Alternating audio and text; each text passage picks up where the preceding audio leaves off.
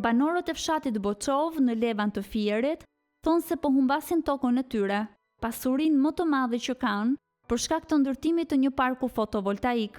Ata pretendojnë se punimet po kryhen mbi pronat që gëzojnë ligjërisht prej më shumë se 30 vitesh dhe thonë se kanë ndjekur çdo rrugë ligjore, kallëzime në polici dhe prokurori, kërkesa te kadastra, bashkia dhe institucionet qendrore, dorëzim dokumentesh dhe vërtetime të taksave të paguara. Megjithatë, përpjekjet e tyre kanë rënë në vesh të shurdhër, rreth 50 hektar tokë bujqësore, dikur të mbjella me grur dhe kultura të tjera, po mbulohen me çakull dhe gur dhe po përgatiten për ndërtimin e parkut fotovoltaik të kompanisë Albania Solar Power, miratuar nga qeveria shqiptare në qershor të 2025-s me afat shfrytëzimi 49 vjeçar për zonën kadastrale 2436 të Levanit. Banorët mbeten të vendosur të luftojnë për pronën e tyre dhe për të drejtën e tyre ligjore. Neve kemi ndjekur çdo hap ligjor.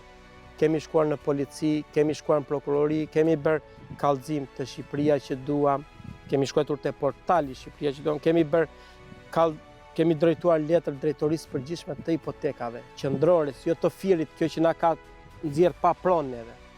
Se drejtoria e Fierit na ka nxjerr neve nga pa pronë, nga lista. Nuk kemi besim te drejtoria e Fierit, e hipotekës. Jemi drejtuar drejtorisë qendrore, që të vitë të verifikoj në vend si ka bërë një mbivendosje mbi pronën tonë. Jemi drejtuar Ministrisë të Bujqësisë me kërkesë, ku të gjithë ne familjarë që kemi pronat tona këtu të vitë ta verifikojnë dhe të shikojnë problematikën tonë, sepse ne jemi taksapagues, kemi një akt marrje tokspronësi, kemi formular, kemi shkresat, neve do t'i shkojmë deri në fund kësaj pike derisa ky guri që më kanë hedhur mbi grur të iki prap. Dhe unë ta mbjell grur dhe ta gëzojnë dhe fëmijët e mi.